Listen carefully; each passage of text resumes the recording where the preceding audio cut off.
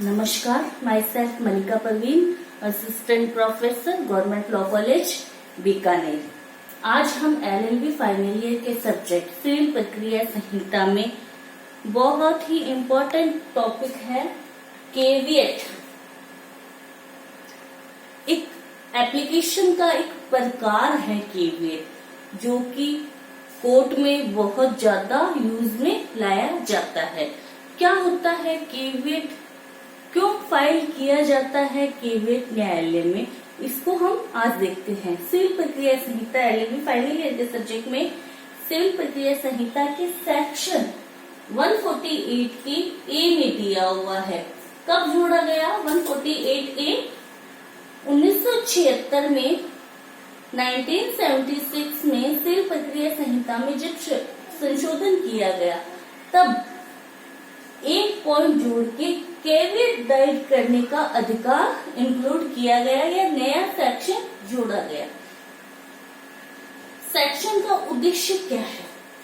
X party degree, एक पक्षीय degree पारित होना से रोकना है, यानी किसी भी व्यक्ति के विरुद्ध एक पक्षीय डिग्री पारित ना हो, इसके लिए केविएट का आवेदन या एप्लीकेशन न्यायालय में फाइल की जाती है।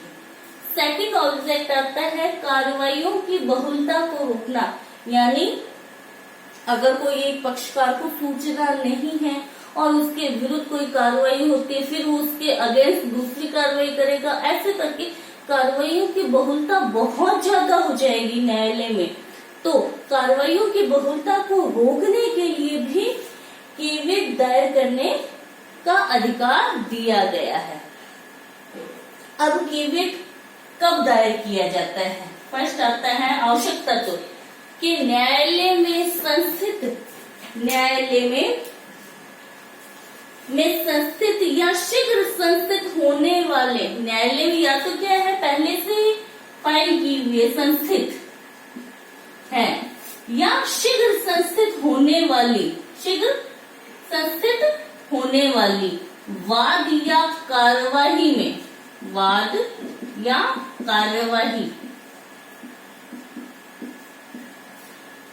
न्यायालय में संस्थित या शीघ्र संस्थित होने वाली किसी भी वाद या कार्यवाही में आवेदन किया जाता है। क्यों किया जाता है? कि ऐसे वाद में या तो जो संस्थित है या संस्थित होने वाला है कोई वाद या कार्यवाही, उसमें अगर कोई पक्षकार जो सुनवाई का अधिकार जिसको प्राप्त है, यानी कोई चाहता है कि मुझे सुनवाई का अवसर दिया जाए, सुनवाई का अवसर दिया जाए, तो वो केविएट एप्लीकेशन फाइल करता है, तो उसे बोलते हैं केविएट कर्ता। केविएट कर्ता एग्जाम्पल जैसे ए है, ए के विरुद्ध बी ने कोई वाद संस्थित कर रखा है, या ए को लगता है कि बी मेरे विरुद्ध शीघ्र ही कोई वाद या कार्यवाही संस्थित करने वाला, या तो बी ने कर रखा है पहले से, या बी शीघ्र ही ए के विरुद्ध कोई वाद या कार्यवाही संस्थित करने वाला है, तो ए चाहता है कि जो बी ने कर रखा है कोई वाद या कार्यवाही या करने वाला है, उसमें जब भी सुनवाई हो तो उस सुनवाई की सूचना मुझे दी जाए, यानी मुझे ये कहता है कि मुझे सुनवाई का अवसर दिया जाए, यानी मुझे भी मेरा पक्ष रखने का अवसर दिया जाए, मौका दिया जाए। तो इसलिए वो न्यायालय में क्या फाइल करता है? केविएट फाइल कर देता है। केविएट का मतलब ये है कि जब भी बी ने कोई वाद या कार्रवाई संस्थित है या शीघ्र करने वाला है, जब भी उसमें कोई एप्लीकेशन आएगी, उसमें कोई दस्तावेज लगाएगा, उस वाद या कार्रवाई में कोई आगे कोई कार्रवाई करेगा, तो इसकी सूचना पहले एक हो, यानी केविएट कर्ता को, जो एप्लीकेशन केविएट की एप्लीकेशन फाइल कर रहा है उसको दी जाएगी, उसके बाद में कार्रवाई आगे की जाएगी। ठीक है, तो ऐसे आता है इस वो सुनवाई का जो उपस्थित होना चाहता है वो ही एप्लीकेशन न्यायालय में लगाता है, वो केविएट कर्ता कहलाता है।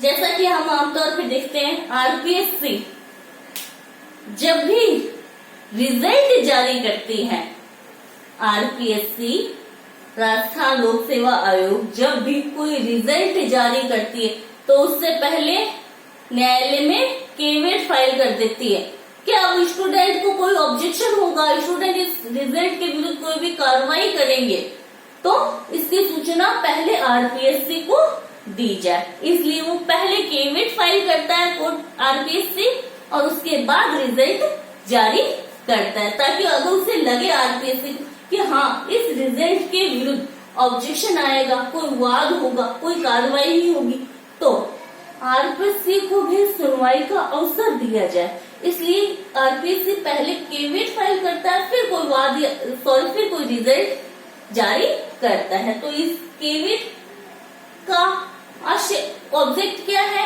एक पक्षीय एक्स पार्टी डिग्री को रोकना है और कार्रवाइयों की बहुलता को रोकना है। ये फर्स्ट पॉइंट में दिया हुआ था। सेकंड पॉइंट आता है सेक्शन 148 का एक कि जब केवियट कर्ता ने एप्लीकेशन फाइल कर दी तो जिसके विरुद्ध फाइल की है, यानी ए ने केवियट कर्ता ए है, किसके विरुद्ध फाइल की है? बी, जिससे वो जो वाद करने वाला है, जिसने वाद या कार्रवाई कर रखी है या करने वाला है, जिसके विरुद्ध यानी प्रतिपक्षी के विरुद्ध फाइल कर रहा है, तो जब भी वो केवियट फाइल करता है तो केवियट की सूचना प्रतिपक्षी को दी जाएगी रजिस्टर्ड डाक द्वारा। यानी सामने वाले को भी पता होना चाहिए कि इसने केवियट फाइल कर दी है। अब वो कोई भी डॉक्यूमेंट लगाएगा वाद या कार्रवाई में या कोई करेगा तो उसको पता है कि सामने वाले ने केवियट फाइल कर रखा है, तो इसको सामने अपोजिट पार्टी को सूचना हो जाएगी। ठीक है, तो केवियट फाइल करते ही केवियट कर्ता प्रतिपक्ष को यानी अपोजिट पार्टी को केवियट की सूचना देगा रजिस्टर्ड डाक द्वारा। रजिस्टर्ड डाक द्वारा प्रतिपक्षी को सूचना दी जाएगी। थर्ड पॉइंट आ रहा है कि केवियट अब कोई उस वाद या आवेदन में वाद या कार्रवाई में कोई एप्लीकेशन लगती है, कोई सुनवाई होती है, तो उसकी तुरंत सूचना केवियट कर्ता को दी जाएगी। जिस वाद के विरुद्ध या कार्रवाई के लिए उसने केवियट दायर की है केवियट कर्ता ने, तो उस वाद या कार्रवाई में कोई भी कदम आगे स्टेप तभी बढ़ेगा जब इसकी सूचना केवियट कर्ता को दे दी जाएगी। फोर्थ पॉइंट आता है कि अब केवियट कर्ता ने केवियट फाइल कर दी, अब वो उस वाद या कार्रवाई में अगर कोई डॉक्यूमेंट लगाया जाता है, प्रतिपक्षी ने कोई दस्तावेज लगाया और केवियट कर्ता चाहता है कि दस्तावेज की सूचना तो दे दी, वो चाहता है कि उस दस्तावेज की कॉपी भी मुझे दी जाए, तो सूचना देने के या उसकी प्रति देने की, दस्तावेज की प्रति देने का जो भी खर्चा है वो केवियट कर्ता द्वारा भुगतान किया जाएगा। यानी जो सूचना मांग रहा है, जो दस्तावेज की कॉपी मांग रहा है, वो ही पैसों का भुगतान करेगा, यानी केवियट कर्ता ही पैसों का भुगतान करेगा। फिफ्थ पॉइंट आता है इसमें, बहुत इम्पोर्टेंट है कि एक बार ए ने जैसे केवियट फाइल कर दिया, बी के द्वारा कोई वाद है या होने वाला उसके विरुद्ध, तो एक बार केवियट फाइल होने के बाद उसकी टाइम पीरियड कितना होता है? तो अधिकतम टाइम पीरियड है 90 दिन। ठीक है, 90 दिन, यानी जैसे 1/1/2020 को ए ने केवियट फाइल किया, ठीक है, केवियट फाइल किया, तो अब उसकी टाइम पीरियड कब होता है? 90 दिन। एग्जाम्पल 31/3/2020 को 90 दिन पूरे हो जाते हैं। 90 दिनों के बीच में अगर प्रतिपक्षी कोई वाद में कार्रवाई करता है, एप्लीकेशन लगाता है, कोई दस्तावेज देता है, तो इसकी सूचना केवियटकर्ता को दी जाएगी।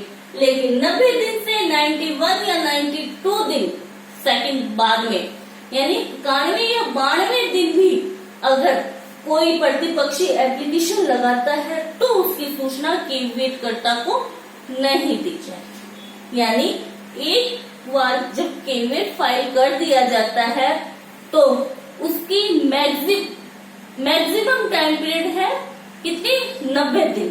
यानी 90 दिन के बाद में वो केवियट एप्लीकेशन काम की नहीं रहती। अगर आप इसके आगे और बढ़ाना चाहते हैं तो दूसरा केवियट फाइल करना होगा, केवियट की एप्लीकेशन फाइल करनी होगी।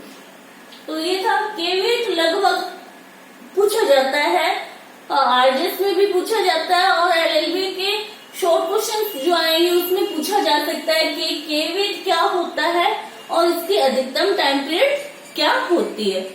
आई होप आपको समझ में आया होगा। अगर कुछ ना समझ आए तो प्लीज कमेंट कीजिए और पूछिए। Thank you so much.